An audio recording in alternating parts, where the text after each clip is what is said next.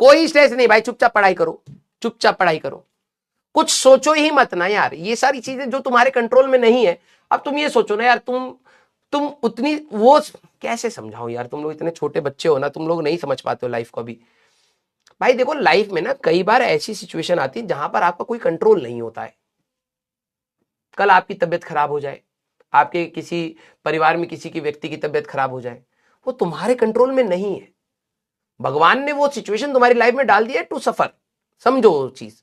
तो उसमें रोना पीटना के ऑप्शन भी नहीं होता है। आप सीधे सोचो यार, अब हो गई है सिचुएशन, हो गई है, अब उसमें आगे बढ़ते हैं, देखते हैं क्या होता है।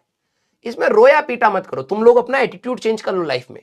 बिलीव मी, ये जो मैं आपको चीजें सिखा रहा हूं, हो सकता है आपको कॉलेज में फर्क भी ना पड़े और आप भूल भी जाए ये सारी चीजें, लेकिन जब आप 26-27 की उम्र पर आएंगे ना बेटा, बिलीव मी, जो चीजें मैं आपको बोल रहा हूं, ये अगर आप लोगों ने पकड़ के रखी अपनी लाइफ में कहीं ना कहीं, आपको तब समझ आएगा कि सर क्यों ऐसी बातें बोलते थे कि भाई चुपचाप आगे बढ़ते रहे।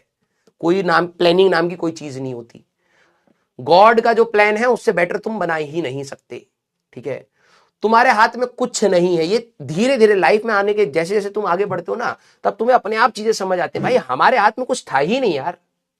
बिलीव मी, कई बार आपको लगेगा आप ऐसी गंदी सिचुएशन में हो, कई बार आपको लगेगा यार भगवान ने भाई साहब क्या मतलब किस्मत दी है भाई मेरे को, मैं बच गया यार, मैं इतना खुश हूं, मेरे पास ये चीज। भाई तू तो सिर्फ काम ही कर रहा था, जो ऊपर की सेटिंग है वो ऊपर वाला कर रहा है। ठीक है, तेरे को बस छोड़ रखा है कि तू सिचुएशन में कैसे बिहेव कर रहा है। तो तू अपना काम कर और बाकी सारी टेंशन भगवान के भरोसे छोड़ दे भाई, तू अपना काम कर ले बस।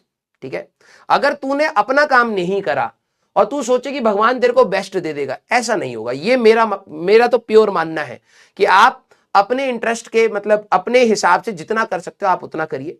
भगवान आपकी स्टोरी लिख रहा है, कलम भगवान की नहीं रुकी होती। ठीक है, वो आपकी स्टोरी लिखता चला जाएगा, जैसे जैसे एफर्ट्स आएंगे वैसे वैसे भगवान आपकी आगे की स्टोरी लिखेगा। सबकी अलग अलग स्टोरी होगी, आप इतना मत घबराइए। ठीक है, आपको ये बाद में जाके चीजें समझ आएंगी, जितना आप चीजों को होल्ड करने की कोशिश कर रहे हो उतनी ही चीजें छूट जाती हैं। ठीक है, आप सोचो कि मेरे पापा मम्मी भी खुश रहें, मैं भी खुश रहूं, हमारे पास घर भी हो, गाड़ी भी हो, सारी चीजें हो, सारी जगह खुशियां हो। जब तुम इतने सारे कंस्ट्रेंट बांधने लगोगे ना, नहीं पापा आपको खुश रहना पड़ेगा, नहीं तो मेरे को मेंटल स्ट्रेस होता है, हमारे घर में फाइनेंशियल कंडीशन सही होनी चाहिए अदरवाइज मेरे को स्ट्रेस। तू रोक रहा है भाई उन सारी चीजों को जो तेरे हाथ में है ही नहीं।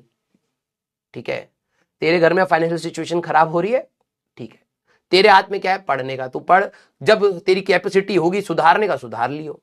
ठीक है, घर में कोई स्ट्रेस है उसको डील करना सीख, उसमें पॉजिटिविटी ढूंढना सीख और उसको इंप्रूव करना सीख, ये इंपॉर्टेंट है।